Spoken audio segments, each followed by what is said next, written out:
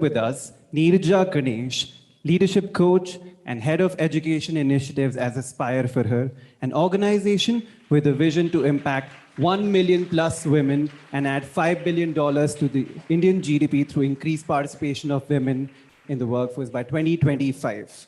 She's also a TEDx speaker and has been a keynote speaker at prestigious conferences across the globe.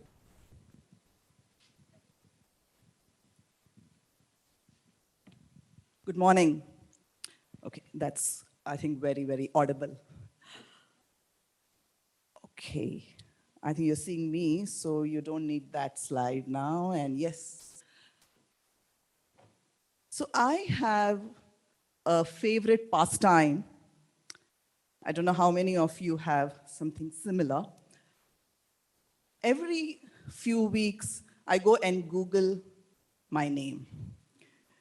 Any of you have that pastime? Not Googling my name, but your name, right? And when I do that, there are a few things that are constant and few things that keep changing. Okay, Kavita Garla, picture credits go to her. That's in her beautiful house. So LinkedIn says Neeraja is a person who displays strong leadership and motivational skills.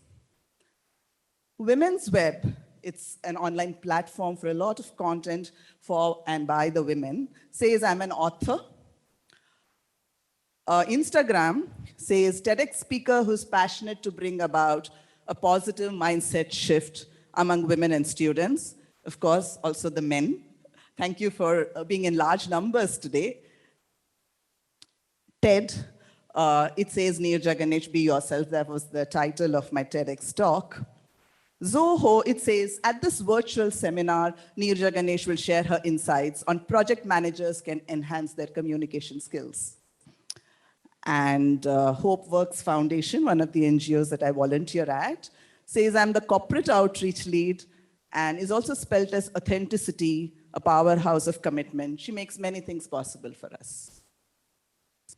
So diverse, right?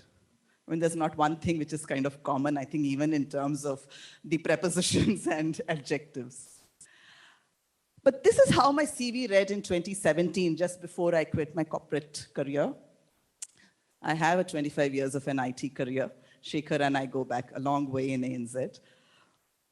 Like, this can be anybody's CV, I think. If you've had 20 years, it kind of just looks so very similar. Strategy and leadership, delivery management, yeah, maybe gender diversity is an add-on. And then those fine print lines, senior executive leader, strategist, ending with deft in formulating business. A very regular CV. This is how my CV now looks. It hasn't taken me 6 years to reach here, but it kind of goes this way, that I am a TEDx speaker. I'm a keynote speaker at prestigious conferences. I do a lot of workshops, some of my signature programs, some awards that I have won. I head the education initiatives at Aspire for Her. Of course, I had a past in jobs for her. I went and worked at an educational institution, National Education Society of Karnataka, and then it talks about my IT career too. How did that happen? Right? So in line with the theme for today, where we are seeing be the solution, I would like to talk about some of the principles that I have followed or adopted and adapted to be the solution and bring about this change in myself. And let's talk about some of them. So the first and foremost, I want to talk about USP. What's USP? Unique selling proposition, right? Which all of us should have. So I go back to my days at ANZ when I was the first-time team lead. And the business unit head under whom I was working, he kind of felt that team leaders don't have to be deep in technology, don't have to be deep in the particular domain, but they bring different kinds of skills of leadership. And hence, you can just move them around, right? If you're working on a mainframe project, we did work on COBOL mainframe, you can just go to a Unix platform, doesn't matter whether you kind of know much about that technology. So he used to just kind of make those random moves for us. 18 months with team A, and then we go to team B and finally team Z, which was okay. I think I kind of appreciate that. But one time there was an organization level change, structure change that happened. And at that point in time, I was handling two teams. One was almost like homegrown. We had transitioned a production support team from on-site to Bangalore. I had set it up many, many years ago, setting up a 24/7 production support team. Working from the office and handling global support was really challenging, and I'd done that. And then after a few months, I was handed over another small team saying that they're kind of orphans, so please take care of them. I was managing these two. And with the org structure change, the homegrown team remained with this business unit. The other smaller one moved to another business unit. And the BU head moved me along with the smaller team to that business unit. And I was quite upset, because you put in all the hard work in kind of bringing up this team, and now is the time when I'll see some results and you're just kind of moving me out. Of course, he had his reasons, and he said, in that business unit, they lack leaders, and I think they need people like you. Well, that's what we tell, right? We always have to give a reason to, justify our moves. And with that, he moved me out. But I continued to reflect, to say, I'm not happy with this. How can people just move you around? What is it that will ensure that people want me and not just push me out? Of course, one of the things could be the core technology skill that I bring, because I was part of a tech organization. So what if I'm very deep entrenched in a technology, then you wouldn't want to push me out. But that's not where I was seeing myself, right? I love technology, but I'm not going into the depths of each and everything that's coming up. I worked for a bank, so I thought, okay, maybe the core domain skill. And I understood, the retail and the corporate institutional part of the bank. But again, I wouldn't know the, intricate nuances, and I didn't want to go that path. And then I said that what I wanted to was to be the process expert. So I would want to be that person who's reached out to, because there's a new project coming up, and she's the one who's going to manage it end to end and will do the best job of managing stakeholders, relationships, risks, issues, and all of that, right? So I really wanted to be that. And I thought, if I am the best process expert, then people will want me. They're not going to just push me around into teams. So while I was mulling over this, the same business unit head, and sometimes, I am a huge believer in the law of attraction. I think the universe just kind of, listens to you. So there was another change which happened, and the quality assurance function. When I say QA, I'm not talking about the testing piece, but more the processes, compliances, the metrics. That team also came under the same business unit head, and he made another announcement. Now, he's a very, very transformational leader. He said, for someone to be very good at, say, delivery management, they need to have a short stint in the QA space. You understand the processes in and out, and then you come back and you'll be exceptional. So 6 months, he announced rotation into the QA team and come back. Now, it could also be because no one wanted to be part of the QA team, but then he made it sound so good. And I was also mulling over it, so I put up my hand. I said, I'll be the first guinea pig. Let me go in there and try this out. 6 months, of course, I enjoyed it. The rest of the people in the organization didn't like me because I was asking them the hard questions. Where are your processes? You don't seem to be following the right things, etc. But I learned a lot. And after 6 months was over, I came back to the same BU head and I said, now what? You said that, you would be really, really grooming yourselves, and there would be takers for you as a person and as a leader. Now what for me? And true to his word, he said there's an opportunity in one of the most prestigious projects that the bank was starting. It was moving the mortgages system into one of the cutting edge technologies. And he said, here, you want that? I can put you there. And that's what I talk about, building your USP. I'm not saying that if you're a Java expert, then you stick on with that, right? It's not necessarily about the industry, the technology, the domain, but what is it that people will want you for and need you for? How do you differentiate yourselves? We are here about 100 of us, 150 of us. Why should I call you out for something as against somebody from that side? What is that differentiator? And that's your USP. The next thing that I would like to talk about is mindsets. We all have heard of fixed mindsets, growth mindsets. A fixed mindset person is someone who says, this is it. I don't want to take risks. I've spent 10 years in this particular domain. Why should I now move? Or what will happen if I move to the QA team? You know, moving to the QA team had also a risk, which was, what if after 6 months there's no rollback in delivery? What if all those promises are not kept and you were not, allowed to come back to delivery? But a growth mindset person will do that. So what's the worst that can happen? Let me go out and, figure that out. So what if I'm not, 100% there? And especially to the women out here, I mean, we want to be perfectionists. And so, okay, we want to be like 120% there before we move into, what we want to do next. And the other thing that I definitely want to talk about is skills is one part of it, and all of us can learn. I mean, there's no dearth of learning opportunities today. But what about the strengths that we carry?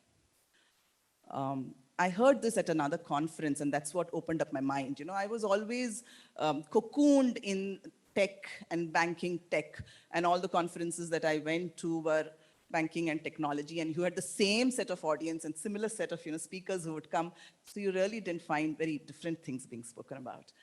I then attended a conference for women on a career break, and one of the speakers said this, and he was addressing the women, saying that, leave your past behind. I mean, you did something before you took your break.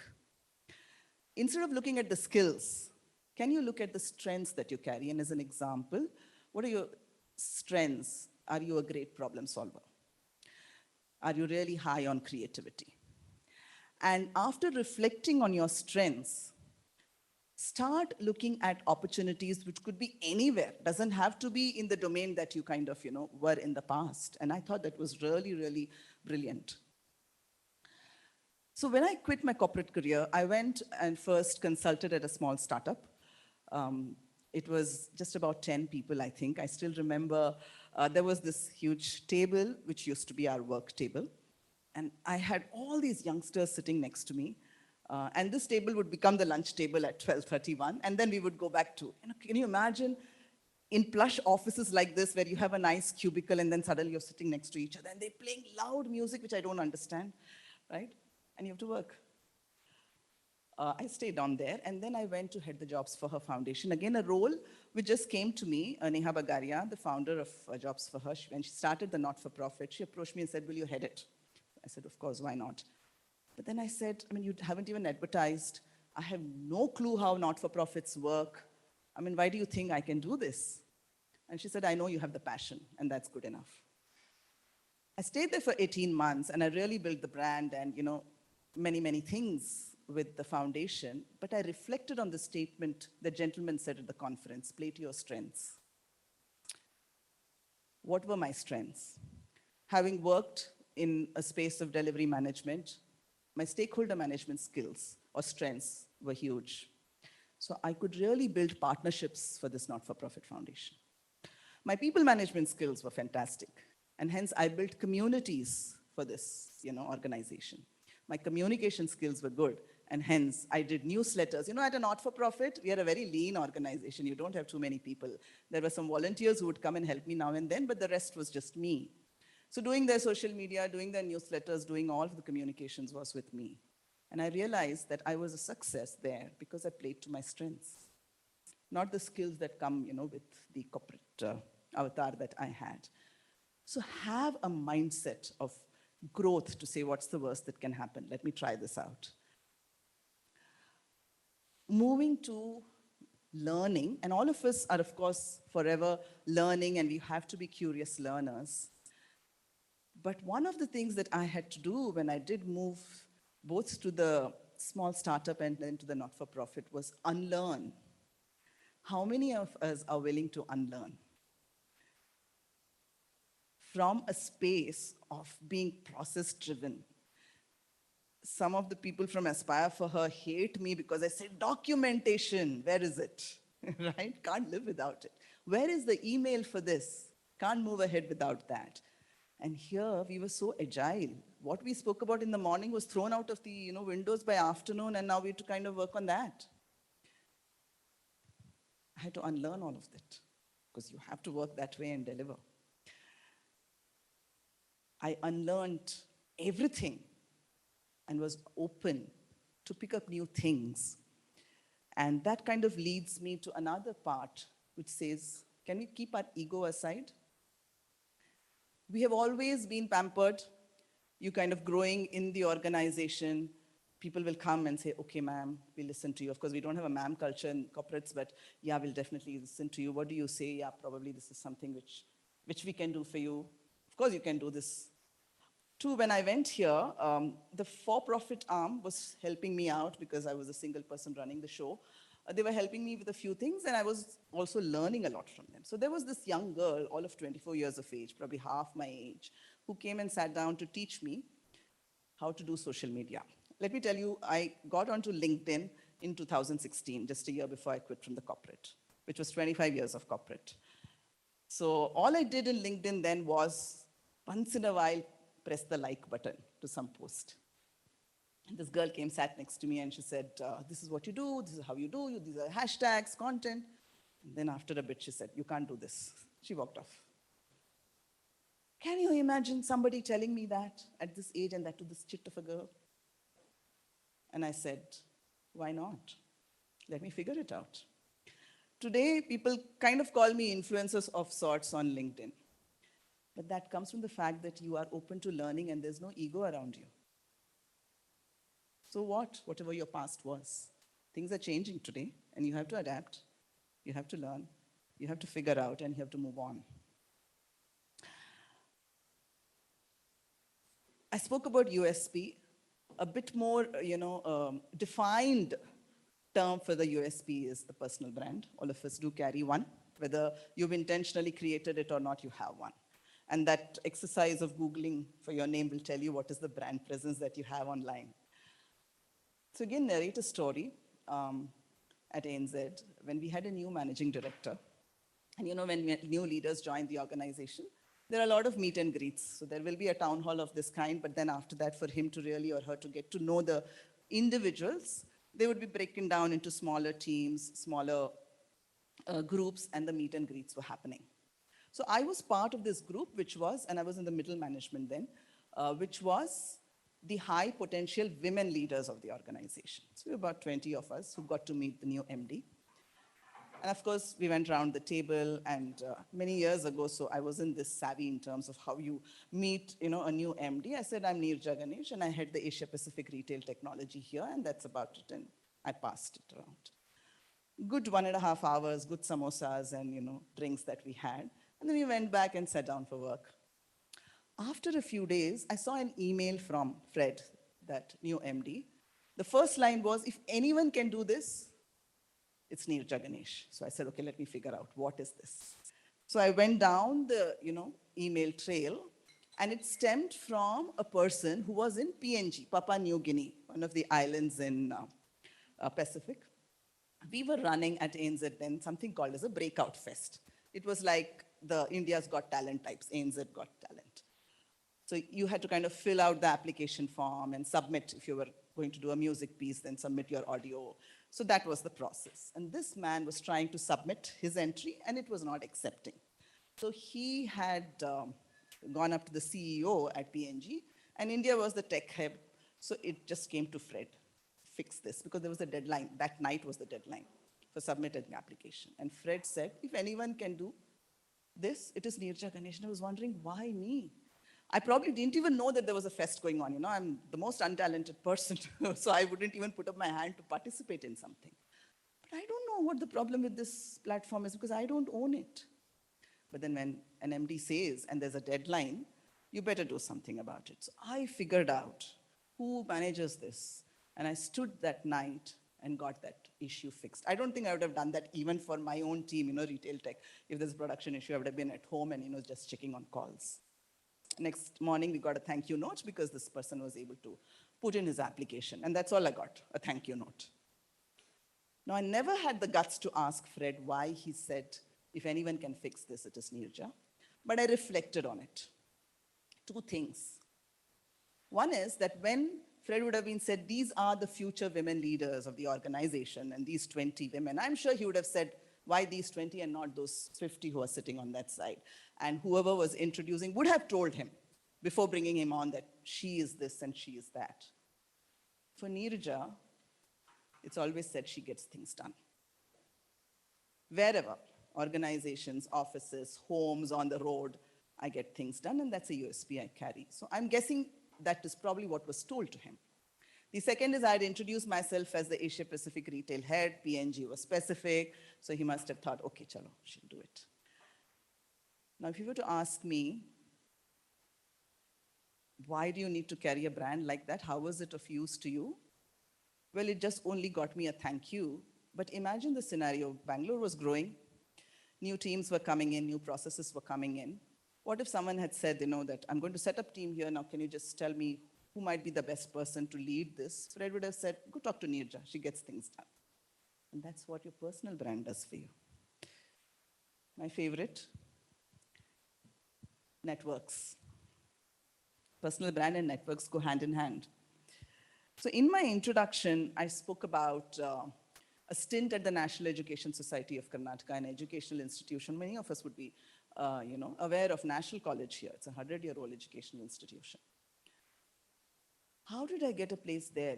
Educational institutions are quite fussy about the educational qualifications that you have. You usually need to have a PhD, and I'm just a graduate. I don't even have a master's.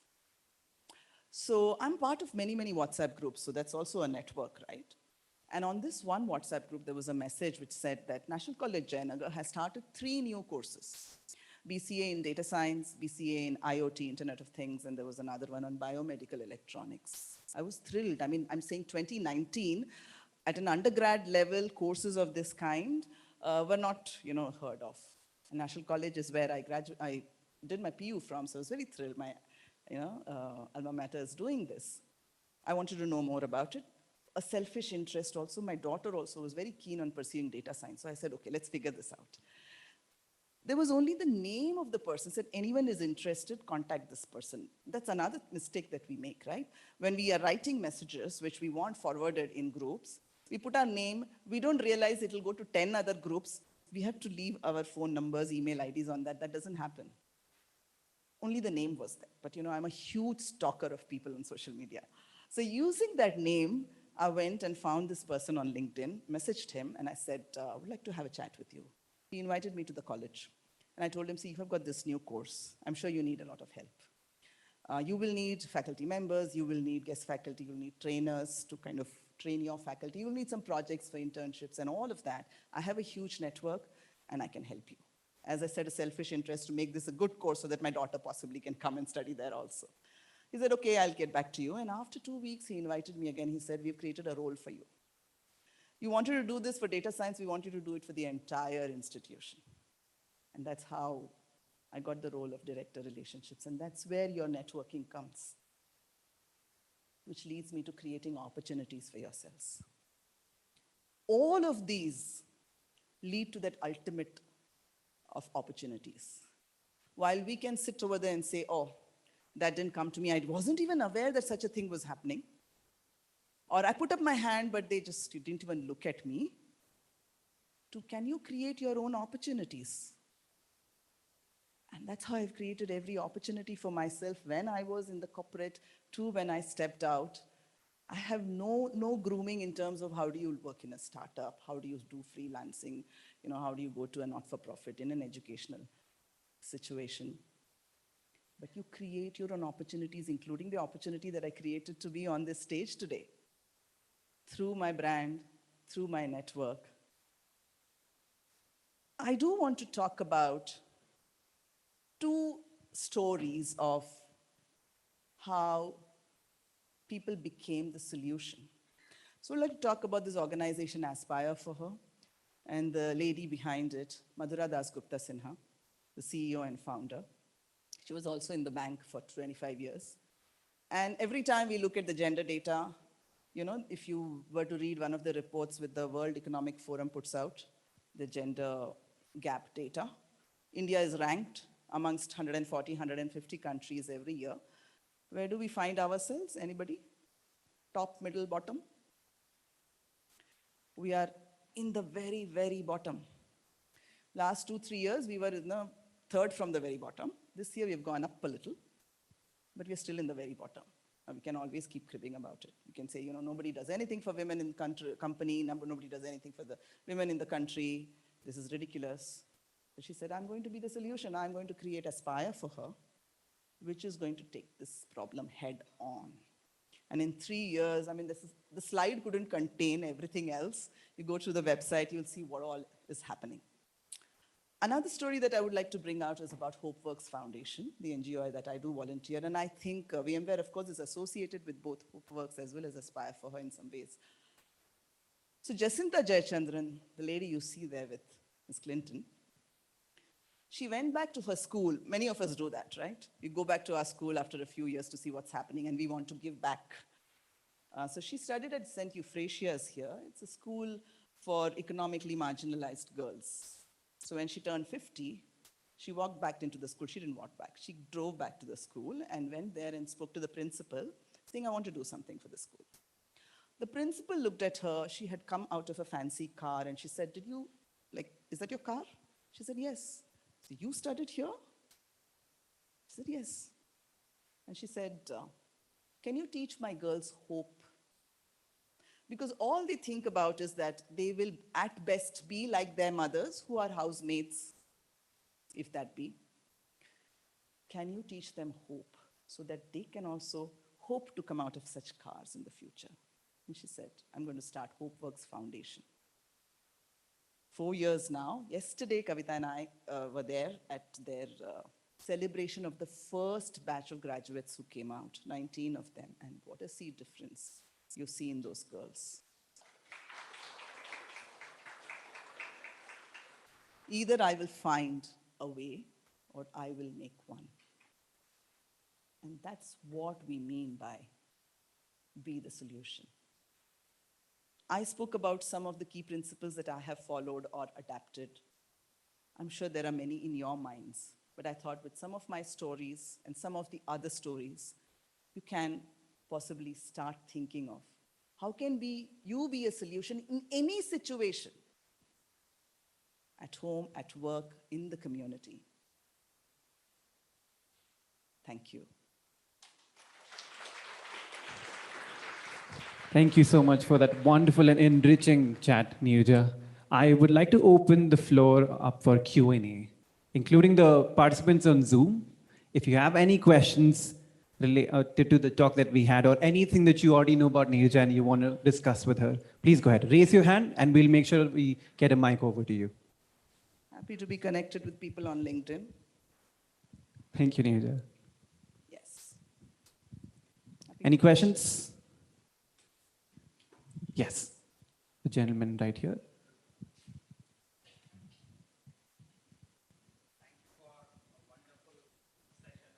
Thank you. And out of those key principles, I somehow feel one key principle should be added, Sure. which is keeping a hope Absolutely. and keeping a high motivation during this process to create an opportunity. Absolutely. Add a little bit light on that. Yeah, definitely. What's the worst that can happen is a mantra that I live by. In any situation. Who was it this morning? We were at coffee, Anand. He was telling us about, and I don't know if I'm stealing your thunder, but he said, when a deadline is given to me, I ask people who's dying and when are they dying, right? So I'm not saying that, okay, from tomorrow, don't care about deadlines. But can we ask the question, what's the worst that is going to happen in any situation that you are? And evaluate that worst case scenario and say, can I move ahead? And that's a mantra that I live by. And I have really have gone through lot of worst case scenarios. I think for me, the only answer which would kind of make me think a little and stop is the death of someone.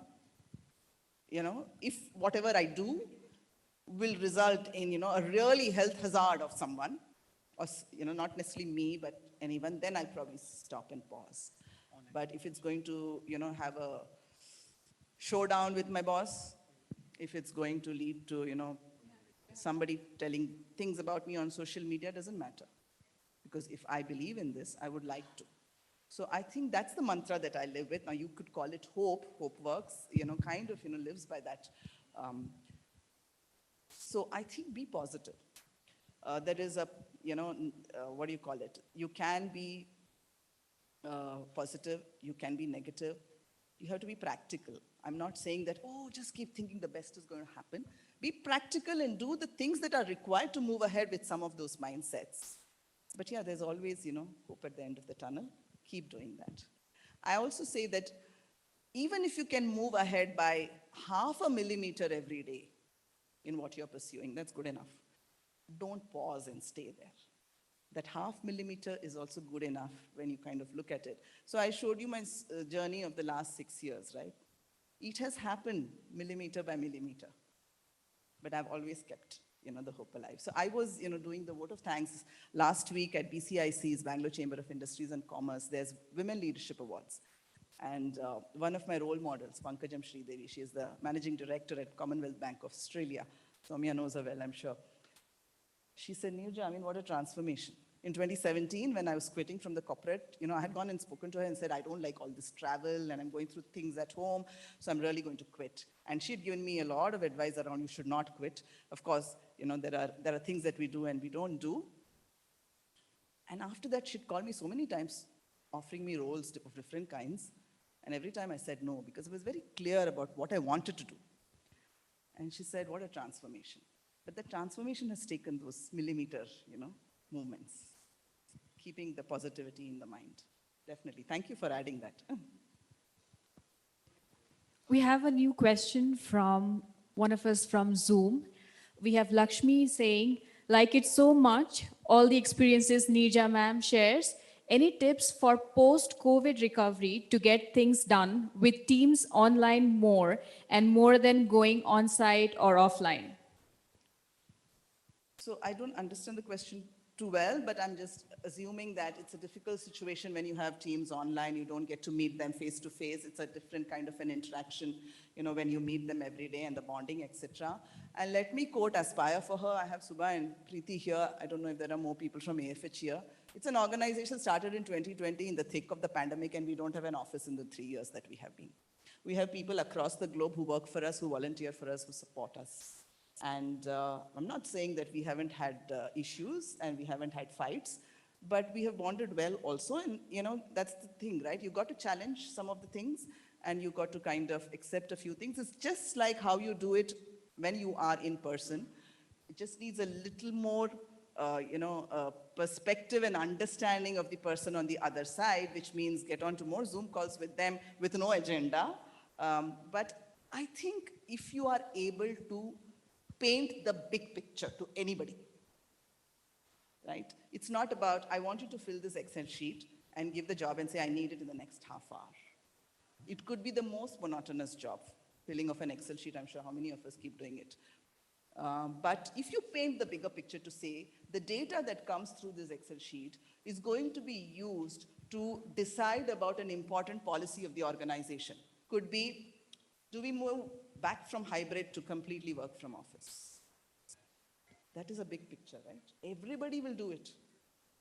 So I think that is what is needed to keep things going, whether it's online or offline.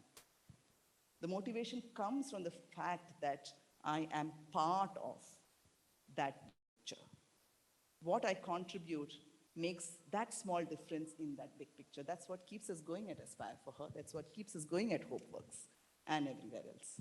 Thank you, Lakshmi, for that question. Thank you, Lakshmi, for the question, and thank you, Neeraja, for taking that. There's a We'll question. share one. Hello. Do you have a mic there? Yeah. Yep. Good morning, Namaskara. My Namaskara. name is Rajesh. I'm come from SAP. Yeah. I really like the way you narrated your journey and story, and as well as the US base, right? That's really good. Thank you. The one thing just I would like to connect the dots. Yeah. When you mentioned that outreach program, we are going to connect with the community, whatever it may be. Right. When we are in a customer support, again, we're going to connect with the people, human being.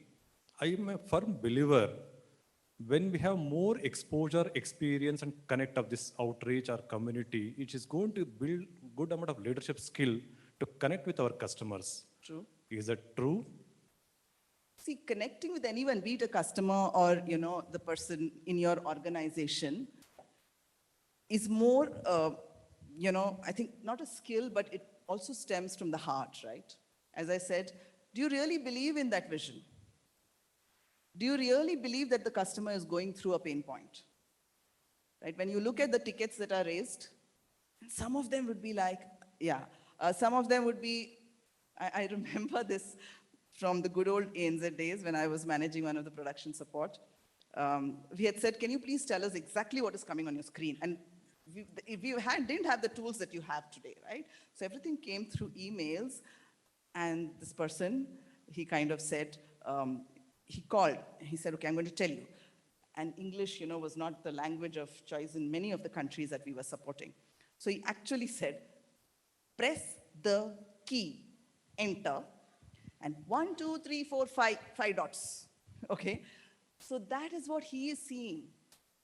What are we seeing, right? So I think we have to empathize with what that person is going through to be able to say, okay, there is a problem. For us, many of the times, we don't think it's a problem. The person is repeatedly telling us, and we've told them 100 times, there is a manual, because why can't you go back to the manual and read it?